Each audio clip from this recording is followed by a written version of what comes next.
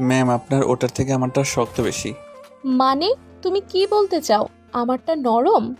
জি ma'am, আপনারটা দেখেই বোঝা যাচ্ছে একদম নরম। এটা দিয়ে মজা পাবো না। মেয়েদেরটা নরম হয়, এটা দিয়ে মজা পাবে না কেন? আসলে আমার একটু টাইট, শক্ত জিনিস লাগে, না হলে আমি মজা পাই না। আরে একবার এই নরমটা খেয়ে তো দেখো, একদম অমৃতের স্বাদ পাবে। না না ম্যাম, আমার অমৃতের স্বাদ চাই না। আমায় যদি খাওয়াতে ইচ্ছে হয় আপনার, তবে আমার জন্য ওটাকে একটু শক্ত টাইট করে নিয়ে আসুন। চুপ, ফাজিল। এটাকে এখন আমি টাইট শক্ত করব কেমন করে? তোমায় এই নরমটাই খেতে হবে। রোমানের কথাটা বলতেই রোহানের দিকে এগিয়ে আসলো। রোহান রোমানার দিকে তাকিয়ে আছে এক দৃষ্টিতে। রোমানা রোহানের দিকে এগিয়ে এসে রোহানের পাশে দাঁড়ালো। রোহানের হাতটা নিজের হাতের মধ্য নিয়ে নিতেই রোহান হ্যাচকা টান দিয়ে নিজের হাত রোমানার হাত থেকে নিয়ে নিল। রোমানা রোহানের এমন ব্যবহারে খানিকটা বিব্রত হয়ে যায়। রোহান রোমানার দিকে তাকিয়ে মুচকি হাসি দিয়ে বলল, ম্যাম, আপনি এমন করে আমায় জোর করে খাওয়াতে পারেন না। তাই নাকি? আচ্ছা চলো, নিজের ইচ্ছেতে খেয়ে নাও। এটাতে আরো বেশি ভালো হবে, তাই না? না ম্যাম, একটু ভালো হবে না। এইসব নরম জিনিস খেলে আমি অসুস্থ হয়ে পড়বো। আমার প্রয়োজন নেই এসবের। প্রয়োজন নেই বললেই তো হবে না। তোমার প্রয়োজন না থাকতে পারে, তবে আমার খুব প্রয়োজন আছে। হাতটা দাও বলছি, রোহান। আরে সে কখন থেকে জোর করে খাওয়াতে চাইছেন? এটা পাবলিক প্লেস, এখানে আমি ওসব করতে পারবো না, আর খেতেও পারবো না। আরে বাবা, তাই নাকি? কবে থেকে এতটা ভদ্রলোক হয়ে গেলে তুমি? এখন পানিশমেন্ট খেতে হলেও আলাদা প্রাইভেট জায়গায় যেতে হবে। জি, পানিশমেন্ট হোক বা ভালোবাসার আদর, সেটা একান্তে খাওয়া উত্তম। তাই নাকি? দেখো, তোমায় আমি জামাই আদর দিতে চেয়েছিলাম সবার সামনে, কারণ সবার জানা উচিত বেয়াদবি করলে কি সাজা পেতে হয়। এইভাবে বলিয়েন না মিস। আপনার সাথে বেয়াদবি করার সাহস এই ক্লাসে আমি ছাড়া আর কারোর নেই। আপনি আমার একান্ত ব্যক্তিগত সম্পদ।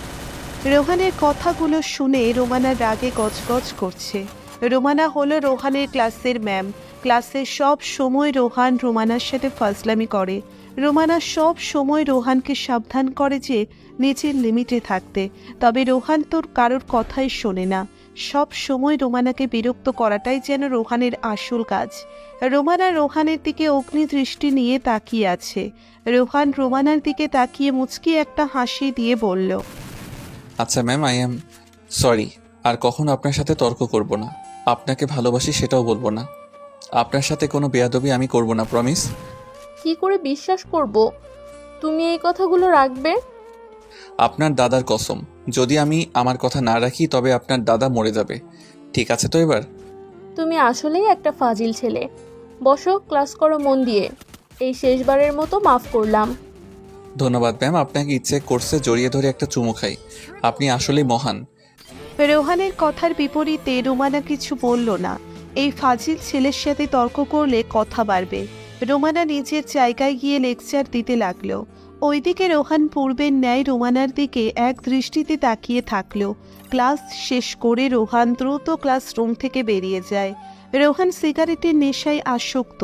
সিগারেট না খেলে রোহানের মাথা ঠিক থাকে না। যদিও এটা স্বাস্থ্যের জন্য ক্ষতিকর, তবুও রোহান এটাকে ছাড়া চলতেই পারে না। রোহান কমন রুমে গিয়ে দ্রুত পকেট থেকে সিগারেট বের করে ঠোঁটের কোণে গজিয়ে নিয়ে আপন মনে সিগারেট ফুঁকতে লাগলো। রোহান বসে বসে সিগারেট ফুঁকছে আর রোমানার কথা ভাবছে। রোমানা কি পারে না তাকে একটু ভালোবাসা দিতে? রোহান তো ভালো ছেলে হয়ে যাবে ওয়াদা করেছে। সেও কি পারে না নিজের ভালোবাসা দিয়ে রোহানকে শুধরে নিতে? হয়তো পারে না। রোহানও শপথ করে নিয়েছে রোমানার থেকে ভালোবাসাটা ঠিক সে আদায় করেই ছাড়বে। রোহান শেষ দুটো টান সিগারেটে বসিয়ে দিতেই রোহানের পেছন থেকে কেউ একজন রোহানকে উদ্দেশ্য করে বলল, এখানে কি হচ্ছে? এত ধোঁয়া কিসের? এই, তুমি এখানে কি করছো ক্লাস টাইম বাদ দিয়ে? কণ্ঠস্বরটা রোহানের বেশ চেনা। রোহান পিছন ফিরে তাকাতেই দেখতে পায় রোমানাকে। রোমানাকে দেখে রোহান দ্রুত গতিতে নিজের ঠোঁটের কোণে থাকা সিগারেটটা মাটিতে ফেলে দিয়ে কৌতূহলপূর্ণ দৃষ্টি নিয়ে রোমানার দিকে তাকালো। রোমানা রোহানকে সিগারেট খেতে দেখে রাগে ফুঁসতে লাগলো। এর আগেও একবার রোহান সিগারেট খেতে গিয়ে ধরা পড়ে যায়। আজও ঠিক তাই হলো। রোমানা রাগে গজগজ করতে করতে রোহানের দিকে এগিয়ে আসতে লাগলো। রোমানার এগিয়ে আসা দেখে রোহানের হার্টবিট খুব দ্রুত গতিতে ওঠানামা করতে লাগলো। রোহান নিশ্চুপ হয়ে ঠায় দাঁড়িয়ে আছে। রোমানা রোহানের কাছে এসে নিজের পাটা উঁচু করে রোহানের ঠোঁটের দিকে নিজের নাকটা এগিয়ে দিল। রোহানের মনের মধ্যে এর মধ্যেই তোলপাড় শুরু হয়ে গেছে। রোহান নিজেকে যেন কন্ট্রোল করতে পারছে না আর। রোহান দম করে রোমানার কোমর ধরে ফেলল। রোহান রোমানার কোমর স্পর্শ করতেই রোমানা মৃদু কেঁপে উঠল। রোহান রোমানার চোখের দিকে এই নেশালো দৃষ্টিতে তাকাতেই দেখতে পেল রোমানার চোখ জোড়া ছানা বড়া হয়ে আছে। রোহান রোমানাকে কিছু বুঝতে দিল না। রোমানা কিছু বুঝে ওঠার আগেই রোহান দুম করে রোমানার ঠোঁট জোড়া নিজের দখলে নিয়ে নিল। রোমানা ঠাই থ হয়ে দাঁড়িয়ে যায়, কিছুই বুঝতে পারছে না সে। হঠাৎ করে রোহান এমন কিছু করবে তা যেন রোমানা ভাবতেই পারেনি। রোহান রোমানার ঠোঁট জোড়া নিজের দখলে নিয়ে আপন মনে রোমানার ঠোঁট জোড়া চষতে লাগলো। রোমানা কিছু সময়ের জন্য একটা ঘোরের মধ্যে চলে যায়। ঘোর কাটতেই রোমানা দেখতে পেল রোহান তার ঠোঁট নিজের দখলে নিয়ে আছে। রোমানা রেগে বোম হয়ে গিয়ে দম করে নিজের ঠোঁট জোড়া রোহানের দখল থেকে সরিয়ে নিয়ে সজোরে রোহানের গালে একটা থাপ্পড় বসিয়ে দিল। থাপ্পড়টা বেশ জোরে হয়েছে। থাপ্পড়ের শব্দে পুরো কমন রুমটা মেলো কেঁপে উঠল। রোমানা রাগে গজগজ করতে করতে রোহানকে উদ্দেশ্য করে বলল, এসব কি ছিল? তোমায় আমি ভালো মনে করেছিলাম, আর তুমি কি না? ছি, তোমার সাথে কথা বলতেও আমার লজ্জা লাগছে। কেন লজ্জা লাগছে? আপনি তো আমার মুখে সিগারেটের গন্ধ চেক করতে এগিয়ে এসেছিলেন। আমি নিজেকে কন্ট্রোল করতে পারিনি। এটা কি আমার ভুল? শার্টটা আপুকে তুমি এতটা নীচ হবে সেটা আমার ধারণার বাইরে ছিল। সব কিছু যে আপনার ধারণার মধ্যে থাকবে এমন তো কোনো কথা নেই। আমি আপনাকে ভালোবাসি, এটা আপনিও ভালো করে জানেন। চুপ! আর একবারও যদি তোমার এই মুখ থেকে আমি ভালোবাসার কথা শুনি তো খুব খারাপ হয়ে যাবে বলে দিচ্ছি। একবার নয়, আমি বারবার হাজারবার বলবো, আমি আপনাকে ভালোবাসি ভালোবাসি। আপনি না বাসলেও আমি বাসি।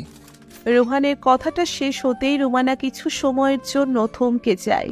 অতঃপর কিছু একটা ভেবে দ্রুত কমন রুম থেকে বেরিয়ে যায় সে। রোহান দেওয়ালের সাথে সামান্য হেলান দিয়ে দাঁড়িয়ে আছে। রোমানার চলে যাওয়ার দিকে অপলক দৃষ্টিতে তাকিয়ে আছে সে। যদিও রোমানা পেছন ফিরে একটিবারও রোহানের দিকে তাকাবে না, তবুও রোহান আশায় বুক বেঁধে আছে যে রোমানা একটিবার পেছন ফিরে তাকে দেখবে। তবে সেটা আর হলো না। রোমানার রাগে গজগজ করতে করতে চলে যায়। রোহান কিছু সময় ক্লাস করে অতঃপর নিজের বাড়ি চলে আসে। গালের উপর রোমানার হাতের ছাপ পড়ে আছে। রোমানার জন্য মনটা ভীষণ ব্যাকুল হয়ে আছে রোহানের। আজ আর ইচ্ছে করছে না রোমানাকে বিরক্ত করতে। আজ শুধু রোমানার কথা ভাবতে ভালো লাগছে তার। কিছু সময় রোমানার কথা ভাবতেই হঠাৎ করে রোহানের ফোনে রোমানার নাম্বার থেকে কল চলে আসলো। রোহান ফোনটা হাতে নিয়ে রোমানার নাম্বার দেখে খানিকটা অবাক ও চমকে যায়। রোহানের যতদূর মনে আছে রোমানা তার উপর রেগে আছে। আর তার থেকেও বড় কথা হলো এটাই যে রোমানা কখনো রোহানকে কল করে না। রোহান একটু অবাক হয়ে কলটা পিক করতেই ওপার থেকে রোহানকে উদ্দেশ্য করে রোমানা বলল, কি করছিস এখন? কিছু না, বসে আছি। আজ হঠাৎ করে কল করলেন? কেন কল করেছি সেটা বুঝি জানিস না তুই? নাকি সব জেনেও নাটক করছিস? না, আসলে সত্যি জানি না। বলুন তো, কি কারণে কল করেছেন? তোর জ্বালাতন সহ্য করতে করতে আমি অতিষ্ঠ হয়ে পড়েছি, তাই তোর জ্বালাতন থেকে চিরদিনের জন্য মুক্তি নেওয়ার ব্যবস্থা করেছি, সেটা জানাতেই কল করেছি। আমার থেকে মুক্তি পাওয়ার কোনো উপায় নেই ম্যাম। আমি আপনাকে জ্বালাবো সেটা আপনি হাজার চেষ্টা করলেও বন্ধ করতে পারবেন না। তাই নাকি? ওয়েট 10 মিনিট, এখনই আমি আসছি। রোমানা কথাটা বলতেই ফোনটা কেটে দিল। রোহান খানিকটা বোকা বনে যায়। রোমানা কি বলছে আর কি বা করতে চাইছে কিছুই তার বোধগম্য হচ্ছে না। রোমানা কি করতে চলেছে তাই ভাবছে রোহান। কিছু সময় নিজের রুমের মধ্যে বসে থাকতেই হঠাৎ করে রোহানদের বাড়ির কলিং বেলটা বেশ শব্দ করে বেজে উঠল। রোহান বাসা থেকে উঠে রুম থেকে বাহিরে বেরিয়ে আসতেই চমকে যায়। রোহান দেখতে পায় রোমানাও তার পরিবার রোহানদের বাড়িতে এসেছে। রোমানার বাবা রোহানের বাবাকে দেখে জড়িয়ে ধরল। রোহান খানিকটা অবাক হয়ে তাকিয়ে আছে সকলের দিকে। রোমানা রোহানের মায়ের কাছে আসতেই পা ধরে সালাম করে নিল। রোহানের মা রোমানাকে বুকে জড়িয়ে নিল। দুই পরিবার পাশাপাশি বসে কথা বলছে। রোহান আর রোমানাকে আলাদা কথা বলার জন্য পাঠিয়ে দেওয়া হলো। রোহান রোমানাকে রুমে নিয়ে এসে কৌতূহলী হয়ে বলল, আচ্ছা, সত্যি করে বলুন তো, আমি আপনাকে হাজারবার ভালোবাসি বলার পরেও আপনি কোনো প্রকার পাত্তা দিলেন না, অথচ এখন আবার আমার বাড়িতেই বিয়ের প্রপোজাল নিয়ে এলেন। বলি, আসল ব্যাপারটা কি? আমায় কি দয়া করে বলবেন? আসল ব্যাপার হলো তোমার থেকে আমি মুক্তি চাই। এই রোজগারের ঝামেলা থেকে উত্তরণের উপায় বলতে এই একটা পথ আছে, তাই বিয়ে করে নিচ্ছি তোমায়। আর কিছু? এই ঝামেলা থেকে মুক্তির জন্য বিয়ে করছেন নাকি অন্য কোনো ব্যাপার আছে? অন্য কোনো ব্যাপার আছে মানে? অন্য কি ব্যাপার থাকতে পারে? অনেক কিছুই থাকতে পারে জনাবা। আপনার হাতের ছাপ এখনো আমার গালে লেগে আছে। আর সেই আপনি কিনা সেই হাতেই মেহেদি পরে বিয়ে করতে চাইছেন? কিছু তো ঘটকা আছে জনাবা। আসল ঘটনা হলো তোমার বাবা আর আমার বাবা বন্ধু, আর তোমার আর আমার বিয়ের কথা অনেক আগে থেকেই বলা ছিল। আমি সেটা জানতাম না, আজকেই জানতে পেরেছি, আর তাই ছুটে চলে এসেছি। ও, এই ব্যাপার। মন থেকে ভালোবেসে কাছে আসেননি, তাই তো? একদম তাই। যাক, ভালো। রোহান কথাটা বলতেই নিশ্চুপ হয়ে যায়। ওইদিকে রোমানাকে দেখে মনে হচ্ছে সে রোহানের আরও কথা শুনতে চাইছে। এমন হুট করে বিয়ে হয়ে যাবে বা বিয়ের কথা হবে, এই সম্পর্কের রোহান বিন্দুমাত্র ধারণা ছিল না। তবে যাই হোক, রোহানের মতো এত বছরের ইচ্ছে ছিল রোমানাকে নিজের করে পাবে, রোমানার ওপর নিজের অধিকার থাকবে। আজ সেটাই হতে চলেছে। তবে কোনো একটা জায়গায় গিয়ে রোহান নিজের মনের মধ্যে সেই শান্তিটা পাচ্ছে না।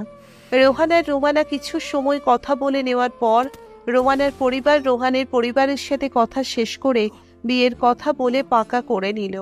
রাতের দিকে রোহানা নিচের রুমে বসে আছে। কিছু সময় বসে থাকার পর রোহানের রুমে তার মা চলে এলো।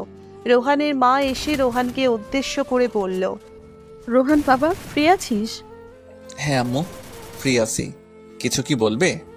আসলে আমরা তো তোকে কিছু না জানিয়ে বিয়ের কথা পাকা করেছি। তোর কি রোমানাকে পছন্দ হয়েছে? তুই কি এই বিয়েতে রাজি আছিস? আমাদেরও তো জানা উচিত, তাই না? না আম্মু, সমস্যা নেই। রোমানাকে আমি আগে থেকে জানি। আমার ওনাকে পছন্দ হয়েছে, আমি বিয়ে করতে রাজি আছি। যাক, এবার তাহলে আমি শান্তিতে ঘুমোতে পারবো। আমি এটা নিয়ে ভীষণ চিন্তায় ছিলাম। আচ্ছা, আমি আসছি, কেমন? তুই ঘুমিয়ে পড়িস। রোহানের আম্মু কথাটা বলতেই রুম থেকে বেরিয়ে যায়। রোহানাও বিছানা ঠিক করে শুয়ে পড়বে, ঠিক এমন সময় দম করে রোহানের ফোনটা ভীষণ শব্দ করে বেজে উঠল। রোহান ফোনটা হাতে নিতেই দেখতে পায় রোমানা কল করেছে। রোহান ফোনটা পিক করতেই ওপার থেকে রোমানা বলে উঠল, কি ব্যাপার হবু বর আমার, কি করা হচ্ছে এখন? ঘুমাতে যাচ্ছিলাম। আপনি কি করছেন? তোমার কথাই ভাবছিলাম। আচ্ছা, হয়তো তোমায় বিরক্ত করে ফেলেছি, রাখছি কেমন? ওয়েট, আমায় একটা কথা বলবেন? মানে এত ইগনোর করার পর, এত অবহেলা করার পরেও আপনি আমার সাথে কথা বলছেন, আমায় বিয়ে করছেন, মানে এই সব কিছু আমার কাছে ভীষণ প্রশ্নসূচক লাগছে। সকল কিছুর একটাই উত্তর, ভালোবাসা। এখন কোথায় তৈরি হয়ে যায় বলা দায়। রোমানার সাথে আরো অনেকটা সময় কথা বলার পর রোহান ফোন কাটল। রোহানের কাছে রোমানা এখন একটা গোলক ধাঁধা। রোমানার মাথায় যেটা চলছে সেটা রোহানের বুঝতে একটু সময় লাগবে। রোহানাও সবটা বোঝার জন্য অপেক্ষা করছে। দেখতে দেখতে বিয়ের দিন ঘনিয়ে এলো। রোহান রোমানাকে বিয়ে করে নিয়ে বাড়ি ফিরল। বাড়ি আসতেই রোমানাকে বাসর ঘরে নিয়ে যাওয়ার হলো। রোহান অপেক্ষা করছে কখন বাসর রাত হবে। বাসর রাতেই রোমানার আসল প্ল্যান বোঝা যাবে। রোমানাকে সত্যিই ভালোবাসে নাকি রোহানের পেইন থেকে মুক্তির জন্য এই বিয়েটা করেছে। রাত হতেই রোহান বাসর ঘরে গেল। রোমানা বেশ সেজে গুজে বসে আছে। রোহান বাসর ঘরে এসে রোমানার দিকে এগিয়ে আসতেই রোমানা রোহানকে চমকে দিল। মুখের উপর থেকে ঘোমটাটা সরিয়ে দিয়ে রোহানের দিকে তাকিয়ে বাঁকা হাসি দিয়ে বলল, ভেবেছিলে কি এতটা সহজেই আমি তোমার কাছে এসে ধরা দেব? অসম্ভব। তোমার জ্বালাতন থেকে বাঁচতে আমি তোমায় বিয়ে করেছি, তাছাড়া আর কিছু না। আমি জানতাম এমন কিছুই হবে, তাই আগে থেকেই প্রস্তুতি নিয়ে রেখেছিলাম। সেটা আবার কি? এই যে আমার ভালোবাসা দিয়ে আপনাকে নিজের করে ছাড়বো, এতে যদি আমায় জোর করে আদায় করতে হয় তবে তাই করব। মানে? মানেটা এখনই বুঝিয়ে বলছি। রোহান কথা শেষ করতেই রোমানার দিকে এগিয়ে গেল। রোমানা ভয়ে ভয়ে দৃষ্টি নিয়ে রোহানের দিকে তাকিয়ে আছে। রোহান রোমানার দিকে এগিয়ে এসে রোমানার উপর ঝাঁপিয়ে পড়ল। রোমানা কিছু পুছে ওঠার আগেই রোহান রোমানার ঠোঁটচোরা নিজের দখলে নিয়ে নিল। পরম আবেশে চুমু খেতে লাগলো রোহান। রোমানা রোহানের থেকে নিজেকে ছাড়িয়ে নেওয়ার চেষ্টা করছে, তবে রোহান কোনোভাবেই ছাড়ছে না রোমানাকে। আজ মনে হয় জোর করে হলেও রোমানাকে নিজের করেই ছাড়বে সে। ভালোবাসা এমনই হয়, আপোষে অনেক সময় ভালোবাসা পাওয়া যায় না, তাই জোর করে নিজের ভালোবাসাকে আদায় করে নিতে হয়। রোহান আর রোমানার জন্য দোয়া করবেন, তারা যেন সব সময় এমনভাবেই ভালোবাসায় থাকতে পারে।